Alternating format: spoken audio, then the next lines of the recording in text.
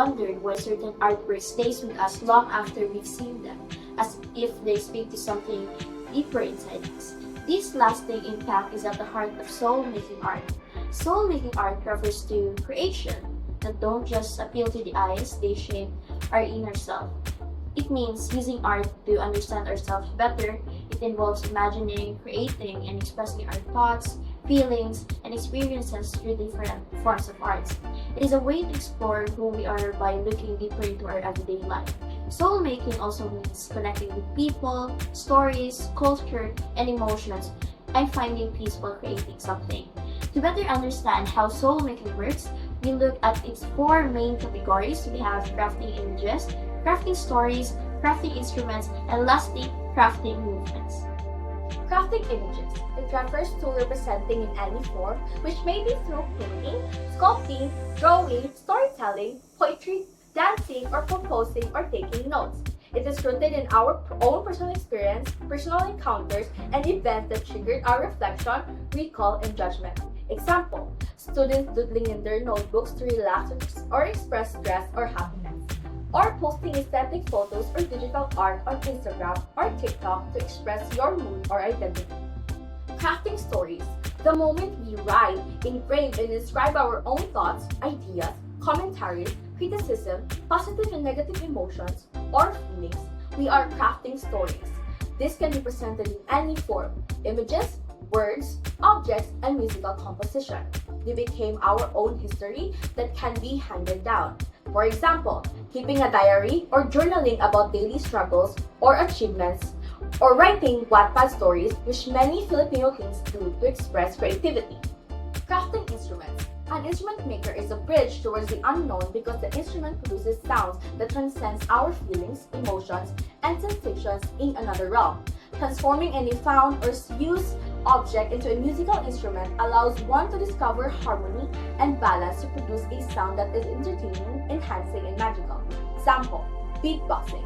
It is like creating music with your mouth as the instrument, and using empty bottles, cans, or buckets to make beats. Crafting movements. Transforming our experiences and emotions into a flowing narrative or performance. Life is full of movements filled with various beats or flowing images accompanied by flowing narratives. Everything we do in life is a performance. We perform life.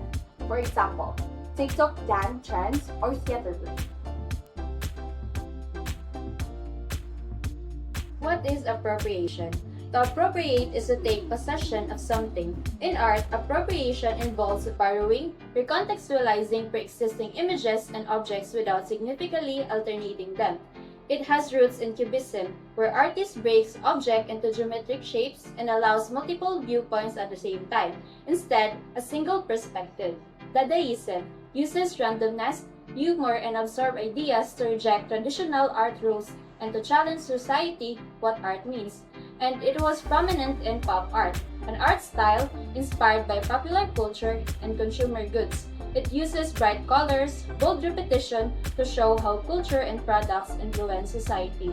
And these are the art forms that can be appropriated.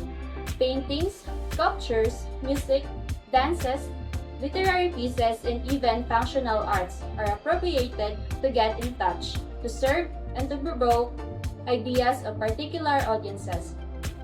These are the types of appropriation. First, material appropriation. Using physical objects from another culture or artwork are used in a new place. For example, the Metropolitan Museum of Art in New York has a marble column section and a fragment of Ionic column capital from the Temple of Artemis at Sardis, brought to museum during the excavation in 1920s.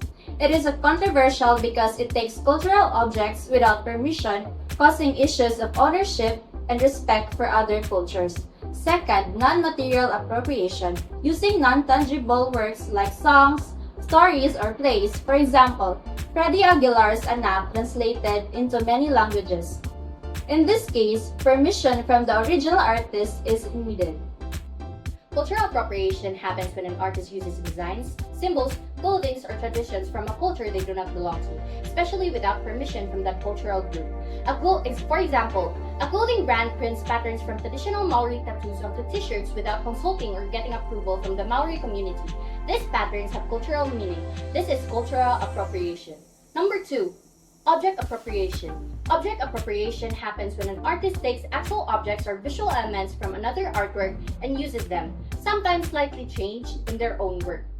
For example, an artist takes a famous Nike shoes advertisement, keeps the shoe image but changes the background, and adds cartoon drawings around it. They're still using the object from the original ad.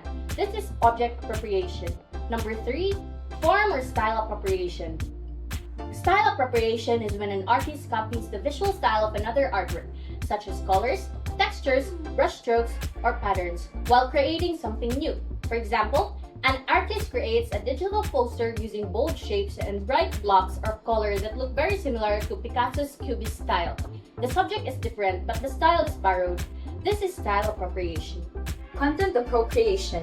This is when an artist uses a story, message, or meaning of another artwork. For example, if an artist recreates the story of Cinderella but changes the setting to modern times and gives the characters new identities, that's content appropriation. Another type is motive appropriation. A motive is something that repeats, like a shape, symbol, or object. For example, in a Palmolive ad, the shampoo bottles appears in different shapes and scents. If another artist uses that same repeated shampoo bottle in their artwork, that's motive appropriation. This is the least controversial form because it is usually just copies patterns or visual elements, not cultural meaning. Why do artists do this? It's called recontextualization. They take something familiar and place it in a new context to create a new meaning. For example, taking the Mona Lisa and placing her in modern streetwear to comment on pop culture. But there's a reminder. In school or academic settings, appropriation is basically copying. So students must be careful, especially with cultural appropriation, which involves using elements of another culture without permission or respect. Teachers are advised to avoid it and discuss the legalities with students. In the end, soul-making art reminds us that art is not just something we see, it is something we feel, something we live, and something that helps us understand ourselves more deeply. Whether we create images, stories, instruments, or movements, each form becomes a pathway to healing, reflection, and connection. And so, we are not just learning about art, we are learning about the soul behind